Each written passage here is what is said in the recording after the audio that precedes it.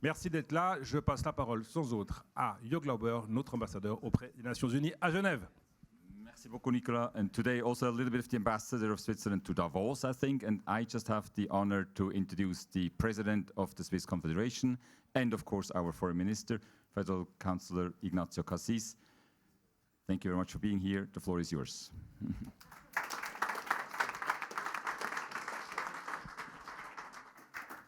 Merci, chers ambassadeurs avec S final.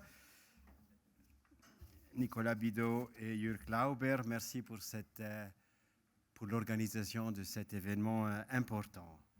Madame la conseillère d'État, Excellencies, ladies and gentlemen, it is my great honor to welcome you today to the House of Switzerland and to open this year's Geneva Day at the World Economic Forum 2022.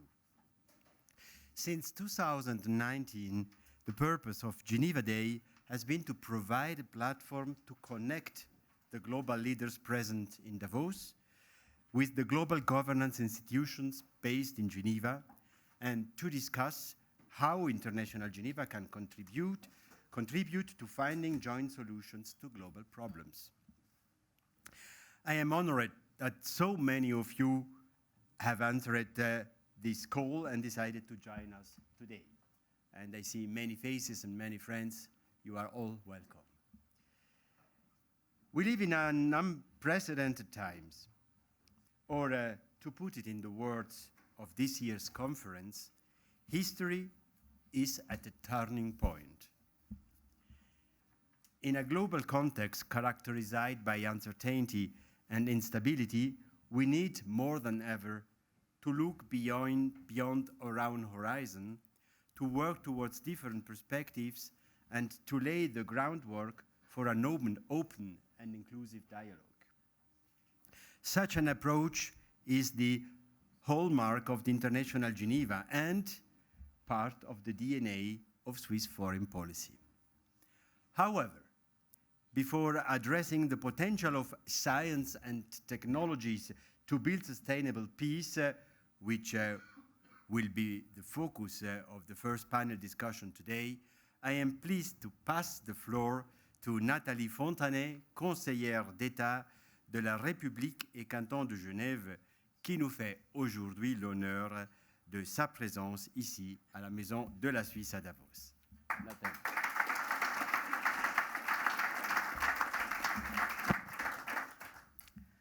Monsieur le Président de la Confédération, Excellencies, ladies and gentlemen, dear colleagues and friends. I'm thrilled to be with you at the House of Switzerland. It is indeed a great pleasure to be able to meet again in person on this Geneva Day in Davos, after more than 2 years of pandemic. Switzerland is a place within the 425 kilometers that separate Davos from Geneva, where many of the world challenges are being addressed. In Davos, as well as in Geneva, stakeholders from different sectors strongly believe in the power of dialogue and cooperation to find solutions. Our canton has the privilege to host a broad community of actors involved in international affairs, and thanks to seamless cooperation with the Confederation, is Geneva nowadays broadly recognized as the capital of peace. Our canton is at the service of Switzerland and the world. Let's remember, for example, that it was the birthplace of the World Wide Web, the technology that made the internet accessible to everyone. Indeed, our driving forces have always held the role of incubator of ideas and knowledge in the history of Switzerland for the global public good. As for other areas of excellence, such as good offices and humanitarian action, many disruptive innovations passed through Geneva before spreading in the rest of the country and beyond. Thanks to the engagement of international organizations, local and national governments, academic institutions, business, and civil society, we can count on a unique ecosystem which allows for inclusiveness and dialogue. These local assets are all instruments of the service at the service of manking. Ladies and gentlemen, the exponential development of digital tools do have profound effects on our lives and can positively transform our capacity to deliver new solutions in almost every sector. But this transformation also creates significant challenges we need to tackle. We just have to look at the headlines to understand how the internet can be misused to spread division, distrust, repression, hate, and so much more. Cyber attacks do impact governments, industries, and the people. They are only going to become more present. Is the next pandemic likely to be digital? This perspective needs to be addressed in the most collaborative and interdisciplinary way possible in order to anticipate the risk and mitigate its possible consequences. Geneva, that already plays a very significant role in digital issues, is certainly part of the solution. Our canton has the capacity to contribute to finding concrete answers, including by building trust in technological innovations for the greater good. Please let me conclude, considering the current context, by reminding that Geneva stands at the side of the Confederation and the world to help find a solution to the conflict in Ukraine and the many other conflicts that unfortunately continue to harm populations around the world, by calling for hosting talks, accompanying two parties in their efforts and providing them with a neutral place to facilitate a return to normality. Thank you very much for your attention, and I'm very pleased to pass the floor back to Ignacio Cassis, Président de la Confédération. Merci.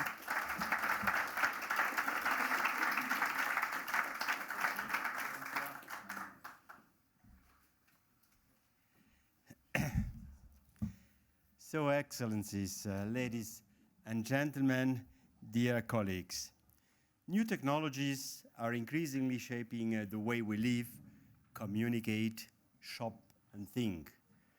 The pandemic has only accelerated this trend.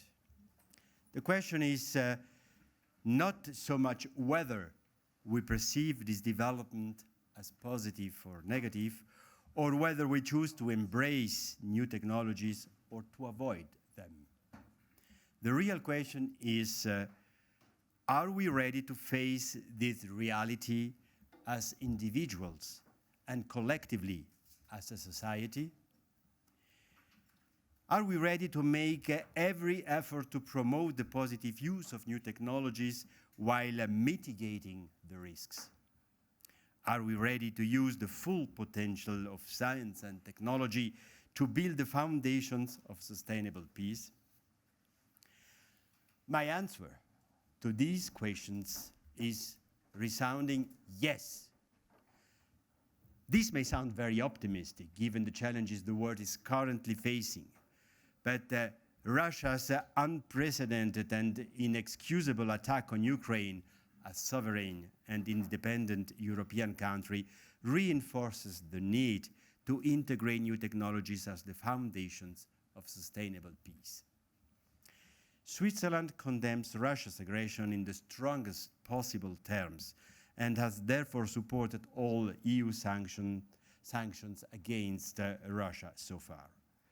At the same time, we need to address the question of how to integrate new technologies into the way we manage armed conflicts and respond to humanitarian emergencies.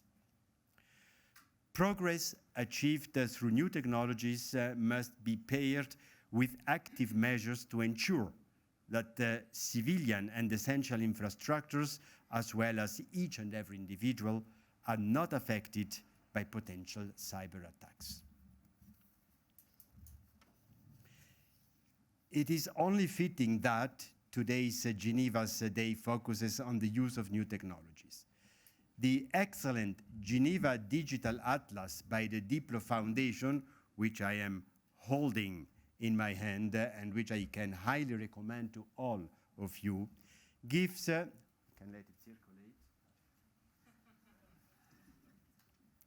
circulate, gives an interesting overview of the digital activities of more than 50 organizations in Geneva.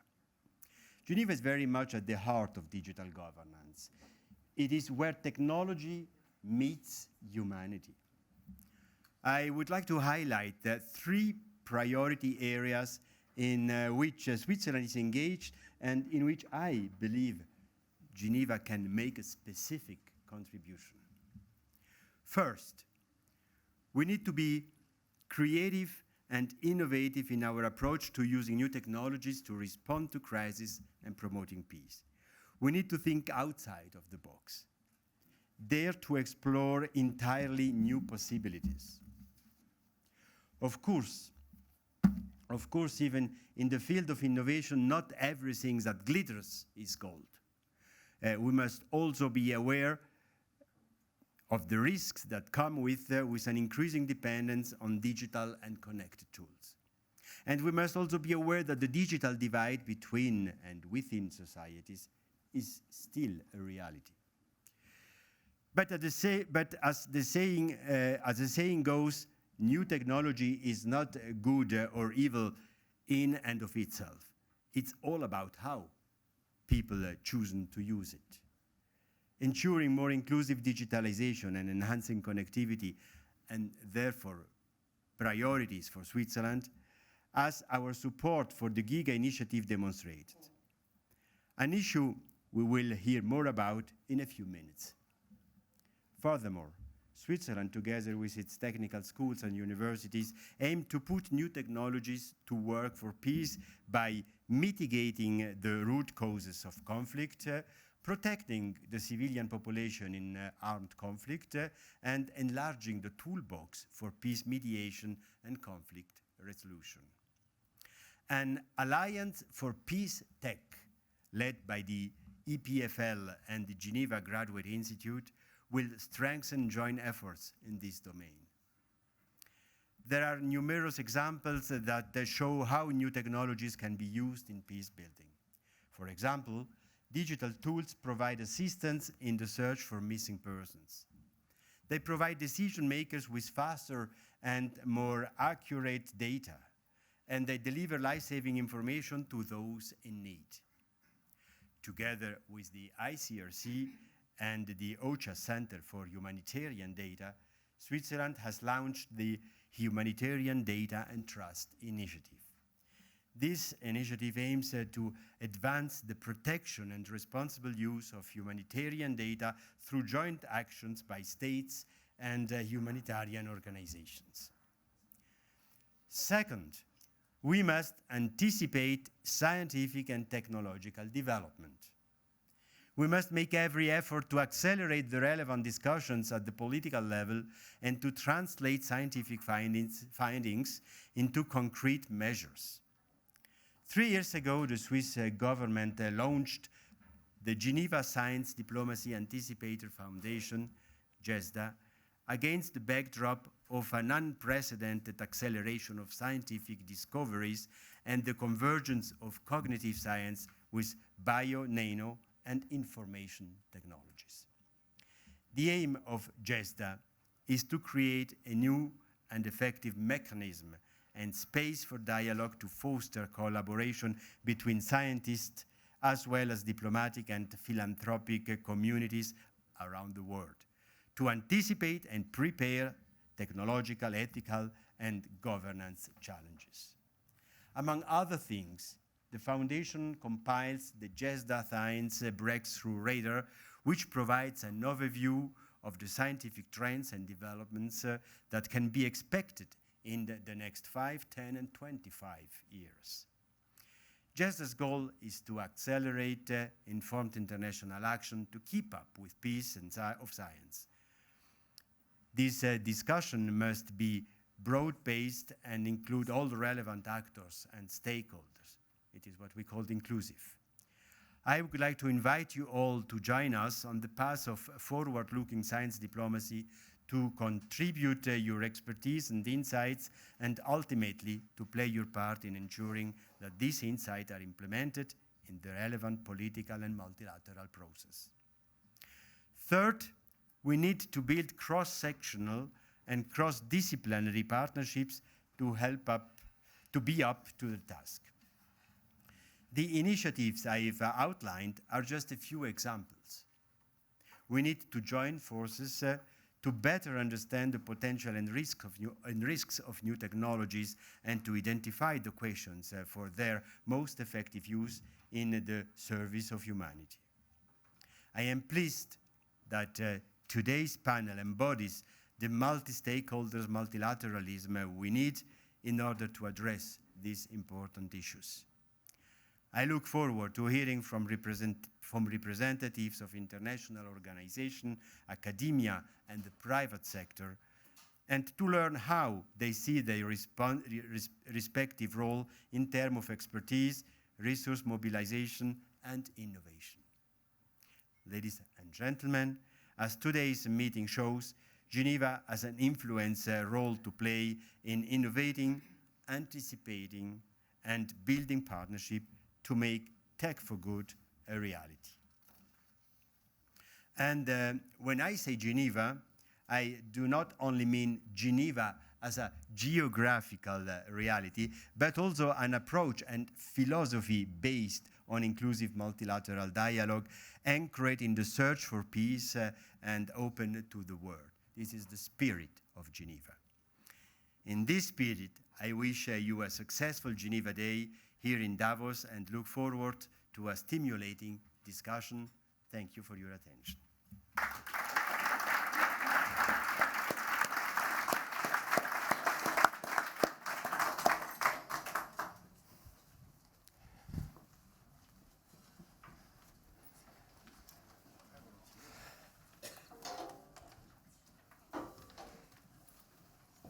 Monsieur le Président, Excellencies, ladies and gentlemen, good afternoon and a very warm welcome to the first panel discussion here at the House of Switzerland in Davos. New technologies at the service of humanity is what we're after, and what a pertinent title that is this afternoon. The world is in flames. These are challenging times for humanity and the planet, and my sense is they can use all the help we can possibly muster. That's what we're trying to do this afternoon at this panel. There's a war in Ukraine, cascading crises wherever we look, pretty much. And amidst all of this, increasingly pressing humanitarian environmental challenges that we're facing. Now, in the middle of this, we're also in a ongoing digital transformation that is picking up speed, and that certainly presents risks and challenges of its own, can create new vulnerabilities and social inequalities.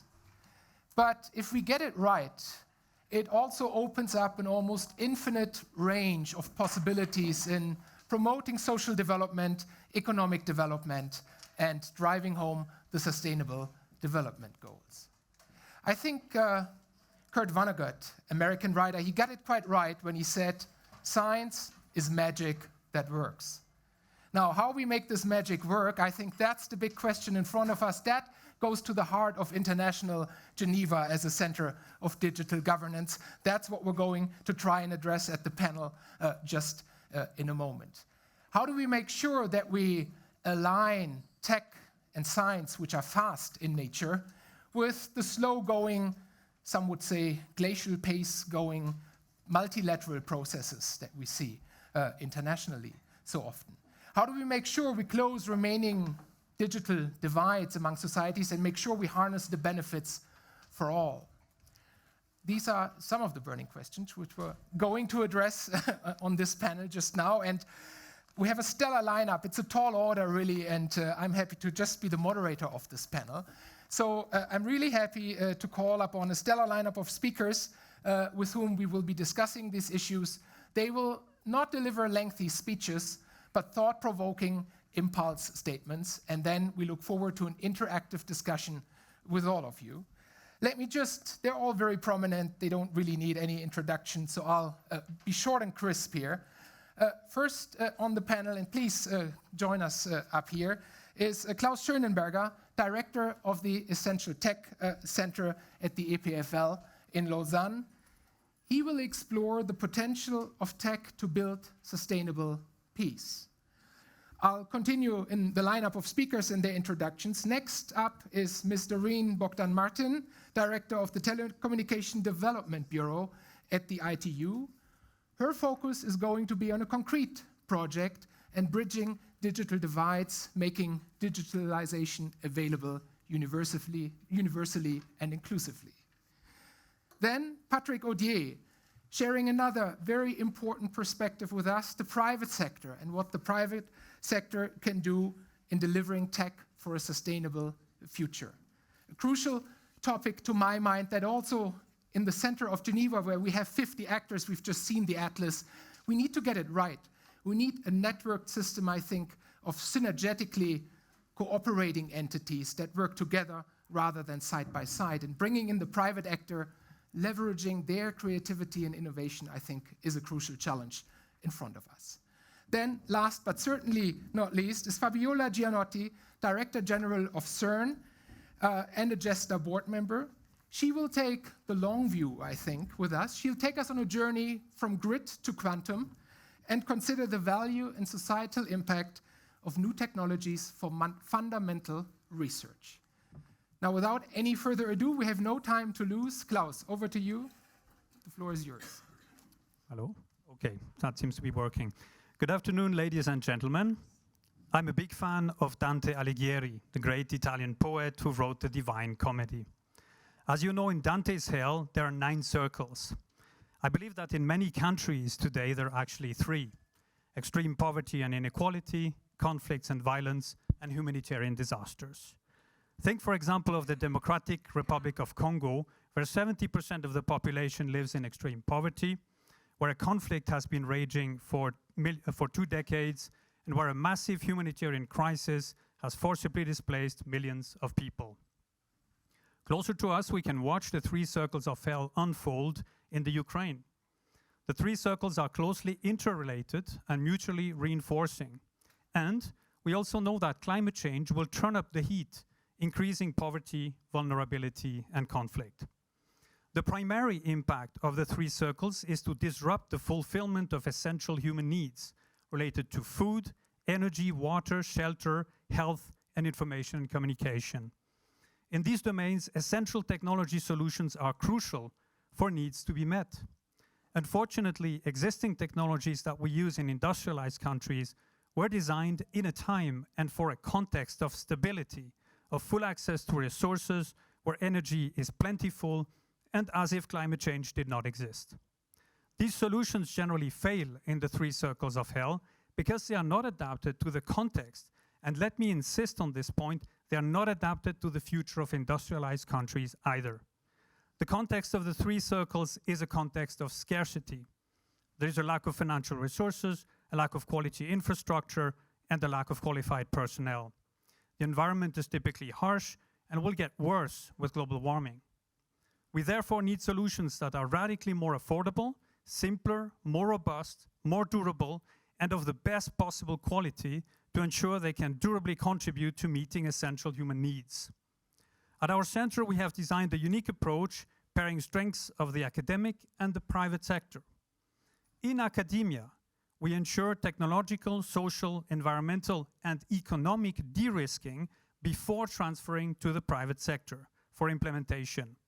The approach rests on 3 pillars: cooperation with people affected by the 3 circles of hell, interdisciplinarity, and entrepreneurship. We have successfully applied this approach to several initiatives. I'm going to give 3 examples, each pertaining primarily to one of the 3 circles of hell. To address health inequality affecting the poor, we developed from scratch a digital radiology solution for regions where there is virtually no access to this essential diagnostic tool, notably in Africa, but also in Europe and the US.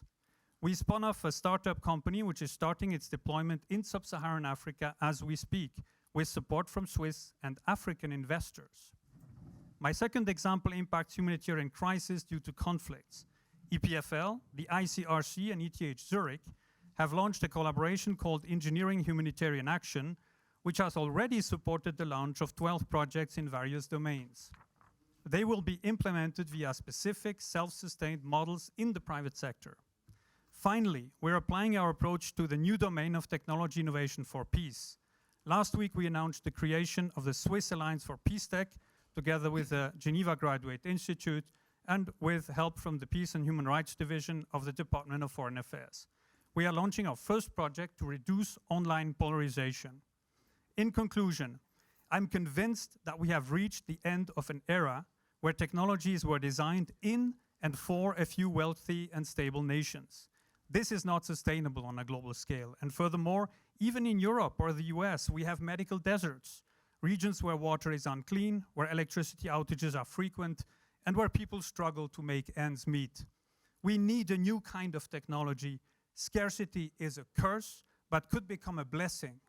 By concentrating on the needs of the poorest and the most vulnerable, we are inherently driven to develop technology that is simple, robust, affordable, ecologically durable, and functionally top quality. Let us call it universal technology, since its characteristics are needed not only in the 3 circles of hell, but everywhere. This kind of globalization could and should be desirable for all. Thank you for your attention.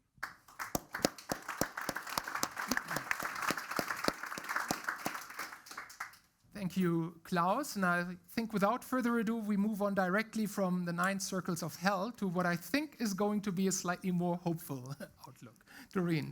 Well, thank you so much. And Ambassador Lauber, you said this is the 3rd Geneva Day. I think I've been at all 3. And it's great to see, excuse me, each year it's more and more full. And this year I'm looking forward to testing the robo raclette downstairs afterwards. Thank you. So I'm also excited that ITU was chosen out of the 50 organizations in Geneva that's active in digital. So I'm representing the ITU. We're the oldest organization in the UN system. We just celebrated our 157th anniversary. And of course, Geneva is our home. Our mission, I think, has never been more important. Our mission is to connect the unconnected. Of course, technology can be a powerful tool of inclusion for opportunity, for equality, but only if access is available to all.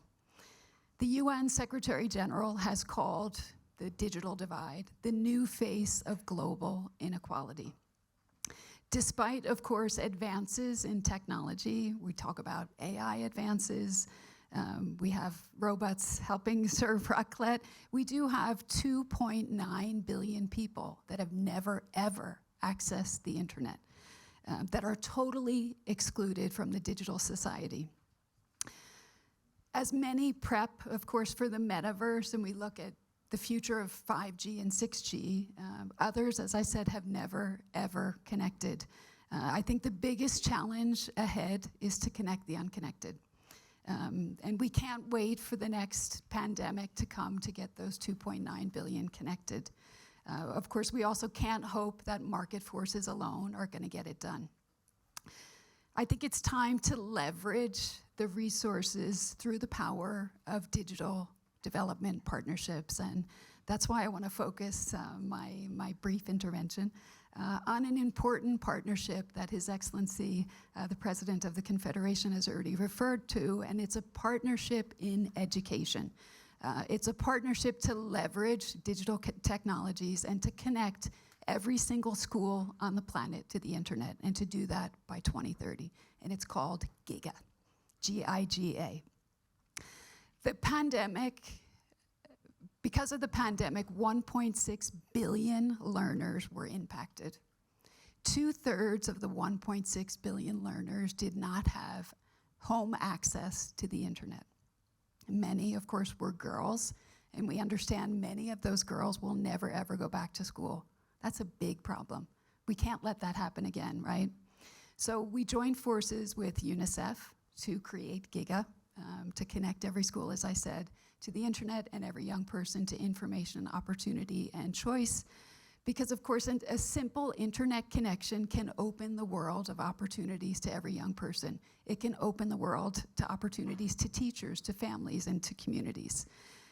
We are delighted that Switzerland has offered to provide a home for Giga. Giga's home is going to be in Geneva. Very excited to be able to announce that today. And thank you, Ambassador Lauber, and thank you, Excellency, for making that happen. And thank you as well, State Councilor, for supporting that.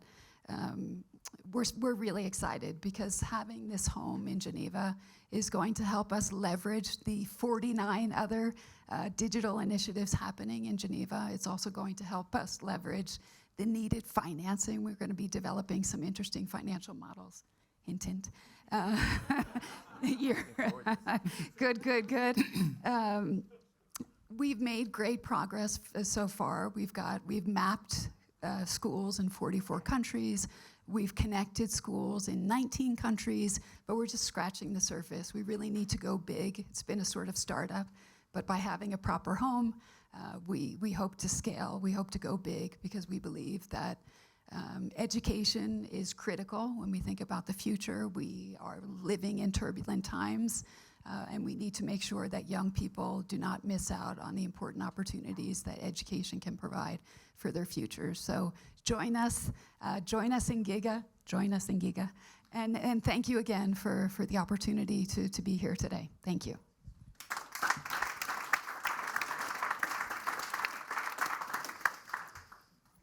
Thank you, Doreen, and excellent news on the Giga initiative and yet another actor in the growing ecosystem of Digital Geneva. Wonderful news. And now over, I think you already gave it away, the important role of the private sector here. Over to Patrick Odier, please. Thank you very much for this opportunity to bring the private sector's voice to the debate. Let's just realize how technology has already influenced the private sector for many years and also created the passerelles or the bridges between the financials or the private and the financial sector and the public sectors. If I refer to some of our experiences, we've gone into partnerships that were just alluded to, for instance, with EPFL and ICRC, just to make sure that the Center for Digital Trust, for instance, could start on developing solutions that could be useful for humanitarian causes that can only be even, sadly, more useful in today's environment. And I think this kind of collaboration has really bridged what has been needed in the private sector with what the public sector may need in the future also. So looking forward to Giga coming to Geneva and being established in Geneva, not prejudging on what solution will be put in place. Second point I would like to make is that most of the technology that has been used until here for the private sector has had basically three different types of directions. One, or utilization. One has had to facilitate or develop the client experience, i.e. the promotion, the selling, the communication, the interface with the commercial aspect of a company or a private sector representative. The second has had to do with the efficiency of the operational systems. Whatever the company is, it has to be more efficient for all the reasons that we know, and probably even more so today than ever in the past. So the leaner system, operational system, have contributed, of course, to the survival and development of many industries, but it has called for technology to play a completely embedded role into a business strategy. And the third role is risk management. And coming back to the financial sector, if you look at the convergence with all those big challenges that we have today, I cannot think of a better place than Switzerland and Geneva, sort of bring all those expertise together. And that's why, thanks to the United Nations and the good help of the Department of Foreign Affairs, we've been, and of course all constituencies involved, we've been able for the last 3-4 years now to develop this concept of building bridges between the community members that can make sure that solutions can be found using technology, but also using other aspects that could be brought by all the stakeholders. This Building Bridges community is now translating into its 3rd edition in October, and will bring high-ranking individuals from all the constituencies to exchange on what next should be on the agenda, and technology will play a huge role. So you're cordially, that's also news, invited to join us for that conference. If I look at the convergence of all those challenges, it's extremely good news. The financial sector, if I may take this example, has been challenged by technology for a while already. Traditionally, it's been the banking sector. The banking sector had to innovate first, And of course, the reason why it had to do so is that simply because for the last 50 years, probably the biggest invention in the banking industry has been the automated cash machine. Beside this, it's been very little. It has then developed new solutions, but also new, interesting, innovative investment vehicles for industries to be better financed and for savings to be better served. The big difference also about the technology and the financial industry with other sectors is that while there is a threat of competition in the financial sector, any technology-oriented incumbent can just not get into the financial sector like this. It has to respect, of course, a whole set of regulation that makes it a bit more difficult. That has possibly led to this long-to-be-awaited reaction of the financial sector, which has now, of course, changed completely. The banking sector has developed also interesting new approaches to using technology. One of them, for instance, is to apprehend the risk of companies that they want to be giving credit and or in which they want to invest. The first area, of course, that is known to everyone, again, very well represented in Geneva, is the environmental risks, climate risk, nature risks, or more generally, the sustainability risk. Technology allows us to do that. Why? Simply because today we have data we never had before, and we can utilize this data with methodologies that technology allows us to standardize. And that's exactly what Switzerland is, by the way, doing now. And just I'd like to salute another department, if I may, Mr. President, today, which is the Department of Finance, which is now pushing the financial industry to use the right methodology, the right data, and the right technology to be making the point about whether or not its activity in the sustainable universe is founded and scientifically accredited. And I think this is very, very good, and it is a development that will happen in many other areas. If I take another example, which is less known, it is cybersecurity. Cybersecurity is really understood as being a risk to everyone in the private sector, and we should all, and believe me, the banking sector is understanding that aspect very well. We get hundreds of attacks a day, and we have to look at it very seriously. But there's another interesting aspect that technology will allow us to do now, which is to better make decisions with regard to credit and investment based on cybersecurity risk assessment of the companies with which we work. And this is something we never thought about before, which of course, given the importance of that cybersecurity risk, technology is going to be of a huge help also to manage these other types of risk. Perhaps a final point about the good news between technology and the financial sector, if you look at inclusivity, for instance, the fact that tokenization is rendered possible by new sorts of technologies such as blockchain is going to be fantastic news. It's going to be fantastic news all over the scope of financial potential beneficiaries. The normal retail market will benefit from a very democratized universe of investment opportunities that they don't have access to now. Imagine that you can have practically everything that otherwise would be reserved to certain types of investors only, just because you find a way to tokenize one way or another an asset that was limited in its scope before. And the second is liquidity. Imagine impact finance, to take just a reasonable example, which has been confined into a very narrowly defined universe until here, usually smaller projects in developing countries, of course associated with goodwill and philanthropy. Today, this technology allows liquidity for projects that could become suddenly solutions for the rest of the industry. So I don't want to be too long in my introductory comments, just want to associate the past and what it has brought to the private sector and to Geneva's financial sector in particular, and the future, which is now open to all those possibilities. And I haven't yet spoken about big data, which is another chapter, which will also offer lots of opportunities. Thank you very much.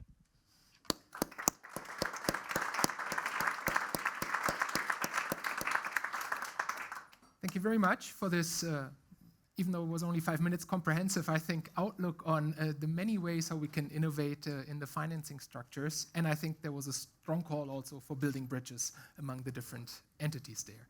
Now, over to our last speaker, and after that we will open it up and take your questions, please. But now over to Fabiola Gianotti. Thank you very much. Good afternoon, and thank you for having me before such a distinguished audience and in such a distinguished panel. And thank you also for the opportunity to bring the voice of fundamental research, and in particular, of course, the example of Cern, which, as you know, is the European Laboratory for Particle Physics based in Geneva, which has a very strong record of digital developments with huge impact on society. I mean, suffice to mention the web and more recently the grid, and now more recently we have also been started to be involved on the new paradigm in the quantum. So there are three elements, in my opinion, that are essential when we think about development of digital technologies that, of course, come from fundamental research, or at least are promoted by fundamental research and are enshrined in Cern's funding convention, which dates back to 1954. Some of these elements, most of them, all of them, have been already mentioned by my distinguished co-panelists, but you have to imagine that those things were in the Cern convention, 1954. Number one, scientific excellence and scientific technology. Of course, if you want to develop new technologies, you have to be excellent in science and in technology. Second, collaboration across borders. Absolutely fundamental if you want to make progress. And third, open science. It was not called like that at the time. Open science didn't exist in terms of language, but it was exactly that. So whatever we develop at CERN, whatever we learn, must be available to everyone free of charge. And this was mentioned before. It's absolutely necessary if you want to avoid a monde à deux vitesses with the technology supporting the developments of rich countries and the rest of the world staying behind. This is not sustainable, and it's going to explode, to make the world explode. Now, coming to fundamental research and CERN in particular, so computing is one of our three pillars, the two others being particle accelerators and particle detectors. So accelerators, detectors, and computing are our three pillars. And the point is that the technological developments and the digital technologies must enable our scientific mission, which is to study the fundamental constituent of matters and of the universe, what we call the elementary particles. And I'm insisting on this because it's very important for the quantum later on.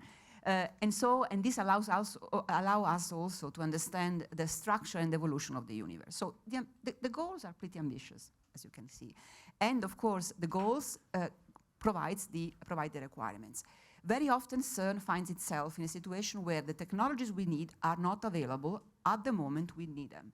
And so that's why CERN is a driver of innovation. That's why the web was born at CERN. At that time, there was no tool allowing scientists to share information quickly and in a fully open way.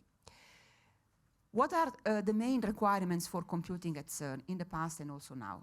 Number one, the fact that we need to store and analyze a huge amount of data, so massive computing in terms of storage and processor. And second, that the nature of our community is a distributed nature. So CERN attracts some 17,000 scientists, more than 110 nationalities, scattered across the world, and these people need to analyze the data almost in real time, as quickly as possible and as easily as possible. So when we started the Large Hadron Collider, which is our flagship project today, in parallel, before starting the Large Hadron Collider, we developed the new paradigm for the computing at the Large Hadron Collider, the so-called grid. The grid is a large-scale distributed infrastructure. 165 centers in 42 countries. We have a storage of, say, 2 exabytes, 1 million computing cores. The grid paved the way to cloud computing. And now we are also undertaking, as many others, the quantum road. So what can CERN specifically bring to the quantum? Well, first of all, I said before, we are studying the elementary particles, which are governed by quantum mechanics. So we do quantum mechanics every day at CERN. So that's already something that helps in some sense. Maybe more seriously, the technologies that we develop at CERN, not only for computing, but more general for our detectors and accelerators, are enabling technologies for quantum. So cryogenics, you need to cool down these instruments, vacuum technology, new material, electronics. Third point, as I mentioned before, we have very demanding requirements, huge amount of data, very complex algorithm, very complex problems to solve. And so this, of course, drives the technological needs and the technological development. Fourth, collaboration across borders and open science, which is in our DNA. And last but not least, the collaboration with the private sector. Because of course we can develop all the nice technology at Cern, but then when you need to build 27 kilometers of accelerators or massive computing, we cannot do it alone. So we do it with industry. So we discuss and we grow and we develop our technologies with industry. And we have been running now for 20 years the Open Lab at Cern, which is a public-private partnership with the leading companies, high-tech companies in computing to address and tackle some practical computing challenges. So you have seen that some of these challenges actually are similar to what GESTA is trying to do, some of the goals and the challenging of GESTA. So I think Cern is a very nice environment for developing new technologies, in particular quantum, and I'm very, very, very pleased that we are doing so in partnership with GESTA. Thank you.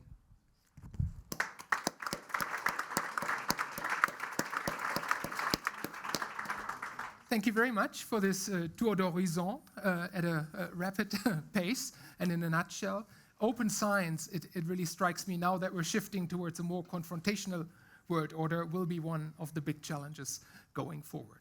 Now with that, we open it up and we would be delighted to take any questions that the audience may have. If you have a question, please, if you could just mention your name before asking the question, and please keep it fairly short. Yes, please. Over here. Hello, I'm Peggy Hicks with the UN Human Rights Office in Geneva. I'm really fascinated by all four presentations, but wanted to ask a bit about the business role in incorporating human rights into new technologies. We have a project in our office focusing on how we bring the UN guiding principles on human rights into the work of developing design and deployment of new technologies. And it would be interesting to hear you speak a bit more about how to make that transition, how to build that bridge, and both on the company side, but also on the government side. So what, under the UN guiding principles, the state itself has an obligation to regulate companies so that companies do fulfill their responsibilities to respect human rights in the ways that they deploy these new technologies. So to hear a bit more on each of those sides would be great. Thank you. Thank you very much. Human rights and new technologies, a crucial issue, of course. We could take one or two more questions, just mindful of the time. Please, in the back. Thank you. Mark Halley from Finance for Biodiversity in Geneva. I think it's the first panelist who said that technology is ethically neutral, and it depends how you use it. And so obviously in everything you've spoken about, there's a potential for doing a great deal of good, but there's also potential for capture, for diversion of technology, and technology supporting the darker side. How do you imagine the sort of cooperation between the regulators, the public side, going forward so that we ensure that technology is directed towards where it can do good for humanity, and that we're able to control not just cyber attacks, but use of technology in ways that doesn't support the public good? Thank you very much. And one more. Thank you very much. My name is Julia Lem, president of United for You, a crowd-carrying NGO, Geneva. Congratulations for bringing Giga in town. It's great that Geneva will be its home. The timing is also quite interesting, because one of the recent phenomena that we're seeing is that a humanitarian crisis that is very much on our minds and on our lips this week in particular is actually coming to Geneva as well, and to Switzerland, which is not something that we thought was possible so recently. One of the areas in which we work, critical refugee needs, is access to education by children. And as we know, most of the refugees coming from Ukraine are women with children. And access to education by those children is one of the problems that we are facing in our work, because kids come without computers and without access to education. And they need to integrate, first of all, into the Swiss educational system, as well as continue their education remotely in Ukraine. with Giga coming to Geneva, or settling rather in Geneva, are you thinking also of addressing that challenge and of providing children, Ukrainian children that are now everywhere in Europe with access to education digitally? Thank you. Thank you very much. And we take it now back to the panel, and perhaps we can go in reverse order if you want to take any of the questions. Well, maybe, so the question was more targeting the private sector, I think, and the regulation, but let me say a few things about education. Again, I think that the key word is open education. So open education means education available to everybody free of charge. So clearly, again, we have to work on supporting the sharing of information, education, science, and technology to make sure that we do not create this, we don't increase this divide and the gap. And every time there is a crisis, a war, a pandemic, unavoidably the gap increases. And I think that science and technology do really have a mission to avoid that this continues this way.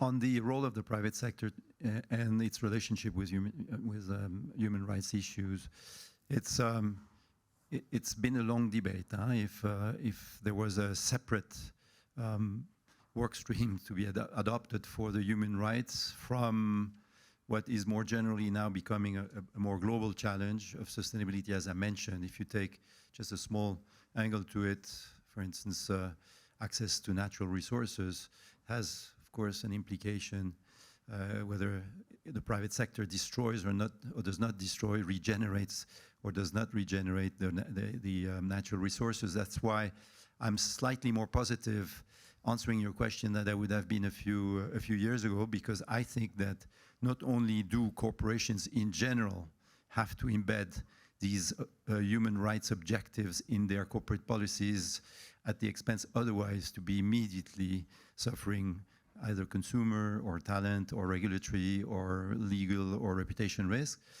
But also now you see some of those more general issues becoming more comprehensive and stopping really separating issues one from another, making it much more difficult to solve. So I have no solution, but I think it has to do with having the right information, having the right data, having the right governance on those data, who owns those data, who communicates those data. We've seen this, you know, if I take the right to be reunited with your family when you're displaced. We've seen this in our collaboration with the ICRC, you know, how do you make sure that these data are owned at the right place is a major issue. The private sector has then to collaborate with perhaps not only other private representatives, but also the public sector to make sure the solutions are there. But generally speaking, the answer is that I think private sector will contribute much more actively to the resolution of some of these issues now that technology also allows data, standardized solutions, monitoring, provided, of course, there's governance. Thank you. Maybe coming first, Peggy, to your point, of course, we subscribe to the UN guiding principles and values, and we work closely with OHCHR, in particular on the standards development piece, where I think that rights-based approach is very, very relevant. In terms of the second point about the role of the regulators and how we can be working with the regulators, ITU, we have like 150 Ofcom equivalents around the world. It's important that we work with them to make sure that they are following and engaging and adapting their regulatory frameworks as needed. The last point about access for refugees, about the Ukraine example, I think that's the beauty of GIGA. That's the potential of GIGA, so that no child would ever have their education disrupted regardless of their circumstance. We're not quite there yet, but we are working with UNHCR, with other partners to ensure that GIGA also addresses refugee connectivity. Thank you. Yeah, the only question that has not been dealt with is the one on dual use. So I'm very happy you brought this up. And actually, I don't believe technology is neutral at all. I think, to cite Melvin Kranzberg, he said technologies are neither good nor bad nor neutral. And when you think about, you know, an EPFL professor gets up in the morning, there are 370 of them. He certainly doesn't think he's going to be designing technology for bad. So, which makes me a bit uncomfortable with this term tech for good, because it doesn't mean much. But the fact that it's not neutral is very interesting, because in fact it depends what the intention is. Do you intend, for which context do you intend it for? That was my point about the context of the 3 circles of hell. If your intention is to try and solve problems in these contexts, then you're on the right track. Technology itself is like a hammer, you know. It can be used to crack a skull, or it can be used to plant a nail, or it can inadvertently you know, hurt your finger. Anyway, that's a dual use, and any technology is potentially dual use. I think we need to start with unmet needs first. And I have to be the one who says that from EPFL, because oftentimes we are seen as the techno guys who come and throw technology at problems. But we have to start with the needs and not with the technology. That's just the wrong angle. We're putting the cart before the horse if we do that. On the integration of human rights, I think we also have an opportunity when we rethink technology from scratch to look at business models which are inclusive and which are balanced in terms of environmental, social, and economic key performance indicators. And I think the young generation is very sensitive to that. If you look at students at EPFL, they really want to see a change there. They want to have more balanced business models and not just continue with the good old practices. So I think this is, the good news is it's coming because it's in the mind of the young people. That would be my answer. Thank you, Klaus. And I noticed there was a lot of nodding in the room when you said tech is not neutral, just to make the point. Without overstretching it, I do think we could take 1 or 2 more questions. And also because I have a final one that I would like to add. Stefan, please. No, thanks everyone. Super, very, very interesting panel. The very quick question, in fact, all the challenges that you listed, and with the question of the colleagues, how do you feel International Geneva is fit for purpose, robust, having the right community, shining the light out there in order to be the place where all of these challenges are going to find a solution? I'm talking here about, you know, how well are we all off, and what's the competition out there looking like? Excellent. Is Geneva fit for purpose? I see no other hands in the room. I would add to that, because we heard about from the president's speech about the importance of foresight, anticipatory science diplomacy, something that Jester is engaging with. So now we have this expertise on the panel. What is the next big challenge or opportunity that you see on the horizon for bringing tech to the service of humanity? And this time, maybe, Klaus, we can start at your end of the table. Okay, thank you. I think we have not reaped the benefits of interdisciplinarity at all. I think there's a lot to be done there. And we as engineers have to learn to be humble and hard scientists. I'll give you one example. When we launched this initiative on peace tech, we first had to understand, what does it mean, peace? And it's not just the absence of physical violence. So, and then we learned that, in fact, this is peace science, peace studies, it's been around for a long time. And social scientists had the answer. And we could, with their definition, we could see how technology can play a role. So I think there's so much different grammar between the different disciplines. And if we accept to go across these disciplines, there's a lot we can discover and a lot we can do. So that would be my wish for the future. Thank you. I completely agree with Klaus. So I think that's linked to the fit for purpose. I think we do have to perhaps strengthen the connecting the dots and working across disciplines. And I think that's the beauty of the digital issues, whether it's our work at the ITU or at WHO or at WIPO, wherever. I mean, digital cuts across, and I think, you know, Geneva is well placed, and I recognize the DG of UNOG here with us. I think Geneva has a key role to play in the future global digital compact and the continued rollout of the digital cooperation roadmap? I, of course, concur with that judgment. I think, nevertheless, that we should put our ambitions a bit higher than they are today, and just make sure that we do not become complacent about the fact that it's so nice, so easy, so flexible in Geneva to have contact with practically every single organization, counterparty, expert that knows about the issue you want to treat collectively. It's not enough.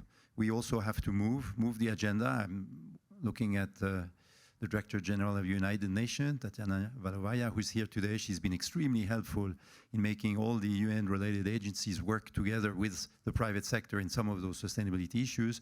I think technology will have also to be completely integrated in that debate, but we should put the bar very high. We are far from where we should be in most of those challenges, but we have the emergence of solutions in Switzerland and in Geneva, so this is already a fantastic step ahead of some other competitive places.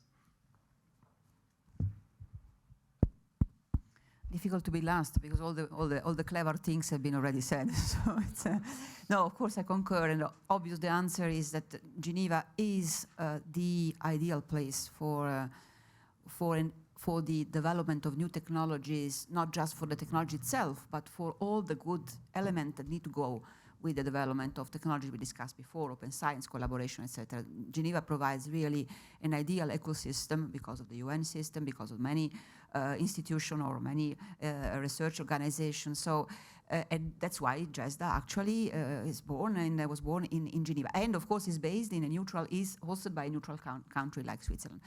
Now, concerning the next step, rather than mentioning, given technology, quantum, rather than digital twins or many other things, I think one of the most important next steps is to rebuild trust in science, trust in technology, which has been eroded, by misinformation, fake news, and many other. Trust also between countries and people. We see global trust declining, and this, of course, is not good for technology and science because this creates divides. When trust erodes, and of course new war creates also an erosion of trust. When trust erodes, then, of course, open exchange of information is not possible. And if you want, science and technology are essential to build trust, but science technology can only be successful if there is openness and trust. So I think it's important that we can, in the next months, we can try to work all together in Geneva and elsewhere, of course, to rebuild trust. That will be a very important step forward. Thanks. Thank you. I think you very nicely brought it back to the main title of the World Economic Forum here in Davos, which is also focused on trust, and rightly so. Lots of work for Digital Geneva, ladies and gentlemen. That only leaves two things to do now. To thank Switzerland, first of all, for having hosted us here today, and then please do join me in giving a hand to our panelists for this excellent discussion. Thank you.